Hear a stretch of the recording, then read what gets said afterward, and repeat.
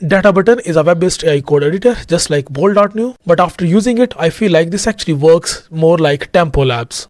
I created a separate video about Tempo Labs on my YouTube channel, so you can just watch it there. So Databutton is considered to be a full-fledged CTO for your company. And this is world's first reasoning AI developer. I just created a couple of projects in Databutton, and the way actually it works is different than the way bolt.new or lovable.dev works, but it actually works more like Tempo Labs. So right here you can see this is one of the projects that I'm working on. So it has two sections. One is plan, one is overview section. Overview section has all of the project files and all of like my preview of my code that I have. And plan section has different modules of my project. So let's suppose this was the first module, which was create a modern landing page with hero section and key features. So it just like finish this module, and now I can actually move to next module. That it actually has like decided that how many modules my project should have.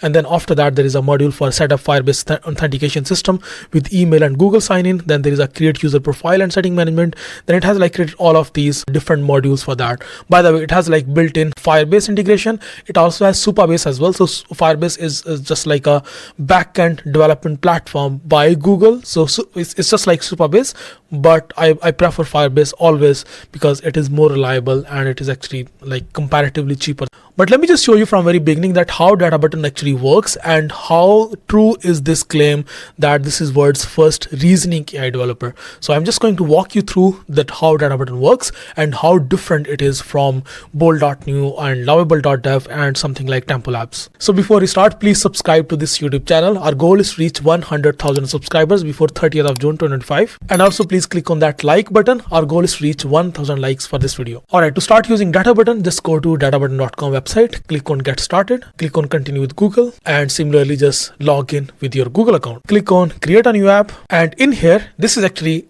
the way it is different from bolt or lovable.dev, and the way actually it works more like Tempo Labs. It will ask you to describe your app, describe your idea that you want to actually build. So let's just give it as random idea. I want to develop an AI-based business management solution. This should have every single possible module that we need to run our business and to manage day-to-day operations. It should have accounting, finance, invoicing, employee management, leave management, and all of these different modules. Basically, we are building something like Zoho, but all in one, and it should be based on AI. All right, so this is kind of a very random idea that I had in my mind. So let's just click on that. So this is I just want to like make it as much complex as we can. And then once we have given it a description, just click on continue. You know what it will do? It will actually analyze that, and now it will actually ask us to give us a requirement. So we can actually provide it like requirements, user stories, specifications, and quotations. So I have actually prepared a requirements document. So I'm actually going to provide that requirements document for this idea. So I just prepared this requirements document in Chatgpt. So you can just do that same. I copied that entire prompt that I gave in Databutton. So I just like copied that here, and then Chatgpt just created this requirements document for me. And now what I'm going to do, I'm just going to like download that and provide that in there. I'll copy it from here, drag and drop in this section, and now this requirements document is added in here. You can provide different user stories. You can provide like any other specifications or any other requirements that you want to provide. And once it is done, so because it was a PDF file, it is now added in there. Next thing is now you can actually provide further inspirations that you can actually provide maybe like something related to Zoho, but let's just not provide that right now. So then just click on skip, and after that you can provide like authentications. Like you can see like what kind of integrations you can have. So from here, right here, you can actually have firebase authentication, and then we can have Supabase authentication. Of course, you can have firestore authentication. For database, you have options like using firestore or using Supabase database. So firestore again is by Google. And for payments, you can actually integrate directly Stripe or Lemon Squeezy. So Stripe is again a payment gateway. Lemon Squeezy is also a payment gateway. So then there is for storage, there is a Firebase storage, Supabase storage, then AWS S3. This is actually by Amazon, and then there's Google Cloud Storage. So you can actually like have like configure all of these things from here. You can integrate all of these things here. So when it is developing your app, it will actually build a full stack app with all of these modules directly integrated inside your app, and you won't have to like go back and forth in like integration. So you can choose something like Firebase authentication from here, and then in here you can use Firestore.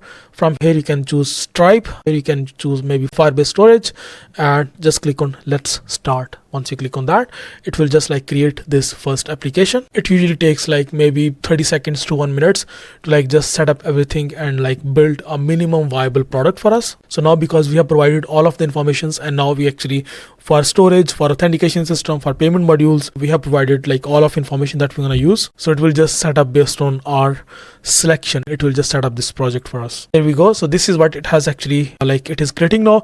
On right side, you can see it is actually setting up this project. It is actually like creating all of these different tasks for it. So in this plan section, you can see it has mentioned this our plan to build Nexus.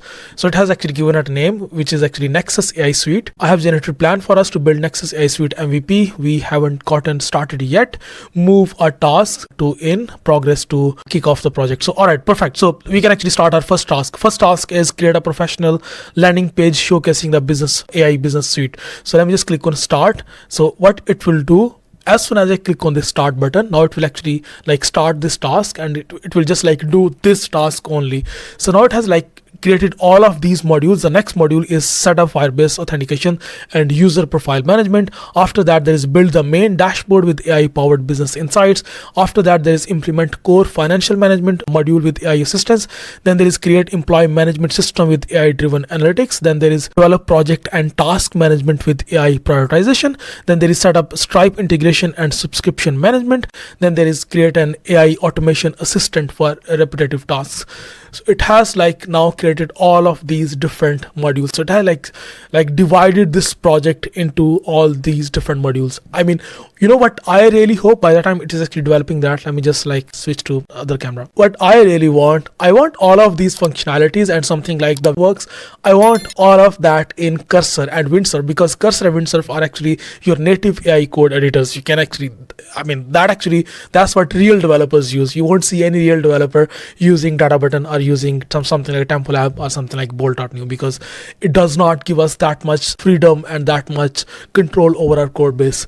So it is like AI agent writing code for us, not a real actual software engineer. So I want like these kind of functionalities in Cursor and in Windsurf.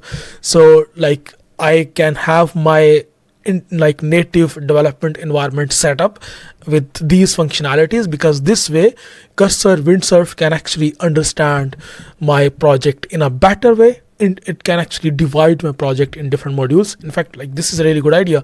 Maybe I'll start working on this idea from after this video actually. But yeah, I think this Databutton code editor is good. I mean, it has all of these different functionalities where it actually organizes your project in a proper way. It divides that into different modules. It takes requirements from you, and then it has like all of these native built-in integration with like authentication system, for Stripe integrations, for database integrations. It has all of that natively built, and it actually gives you option to like either use Firebase or use Superbase for that. All right, so let's get back to it. So I think it has completed this first task, which is creating landing page and showcasing the business AI business suite. So let me just click on preview. So this is what it has created. This is an ugly landing page. I mean, of course, I know that we can create something better than that, but of course, I mean, this is just like a beginning, and our main focus should be like development of functionalities. Okay, let me just click on this next task. So let's just, I mean, from here we can actually click on resume task. We can actually ask it to like customize that landing page, but we don't need that in this tutorial because it will actually consume more credits. Right now it has given me 20 credits and it has already consumed 2 credits. So if you see like Databutton has a pricing, I mean, it will come at $20 per month, and for that we can actually create 75 AI apps. So 75 AI app edits. Let's just like build some like set up Firebase authentication and user profile management. Let me just click on this task, and let's just see how many credits it will consume, and also see like how much integration it will do. Of course, it will ask us to like provide the Firebase keys. So would you like to add Firebase to your app? Add Firebase. Okay, so it wants us to like install Firebase authentication system, invalid config, check your values and try again. Okay, fine. So we need to like provide the Firebase keys. For that, we need to just like go to Google, sign up for the Firebase, create a Firebase account. We need to provide a Firebase API key. We need to provide an authentication domain, a project ID, a storage bucket, message sender ID. So like these keys we need to provide from Firebase. So you can actually just go to Firebase and sign up, and you just need to like like create an account, you need to like set up everything for your Firebase account, and after that you can simply just like create a project inside Firebase, and then you can get all of those values from there and provide that in here. Similarly, you can just like implement core financial management module and something like task management, something like Stripe integration, all of that. You can simply just click on that. You will need to like provide, of course, those API keys. Let's suppose for Firestore, you need to, for Firebase, you need to provide like those Firebase related details that it has asked. You can actually sign up for that. Similarly for Stripe, you can actually go to Stripe, sign up for Stripe, and then provide the Stripe details that it needs. So you just like need to provide those details, and once you're done with like all of these modules, you can simply just click on deploy, and you can start deployment of your project. As soon as you click on deploy button, and it will actually create a name for your website, click on deploy app, and then after that it will just deploy your app. It just takes like few minutes to deploy. Right now it is creating a build for this app, and now that build is succeeded, and now it is just like creating a deploying this on server. And just like that deployment is done, and now we can actually access our very basic landing page in here and our dashboard as well. So yeah, this is like how it works overall. So there's actually a whole new category of AI code editor, something like Templab, something like Databutton, that actually act as, or you can say try to act as, a software engineer that actually gathers requirement from you. It actually understands your project, then it actually creates a proper development plan for your project, and then it actually all it needs from you. Let's suppose if you wanna like build a database, if you wanna build like authentication system, all it needs from you is those API keys from you. Let's suppose if you're using Firebase, if you're using Supabase, if you're using, let's suppose, Stripe for payment integrations, so it just like need those API keys from you, and then it will just build everything for you. It's a good thing if you are not a software engineer, and if you're like an absolutely beginner and you don't know anything about coding, so these kind of tools actually can help you to build something like very basic, not maybe too complex, but something very basic. But still, I mean, if you want to like build something serious, I will still recommend you like using a native AI code editor, using something with Visual Studio, something like Klein, something like Roo Code, or something like, let's suppose if you're using Cursor, so, or Windsurf. So these are actually the serious actual tools that can actually help you to build like a real good project. If you wanna like choose this path where you actually completely rely on AI code editors, you don't wanna like write any sort of code or interact with code at all, you just like wanna leave everything on AI, so yeah, sure, I think then in that case I think Templabs is actually a way better option than Databutton. But Databutton is good as well. It actually creates a proper plan for your project, it creates different modules for your project, and then it actually works on those modules step by step. So you can use, like, just give it a try and just let me know in comment section how it was, and I see you next video. Bye bye.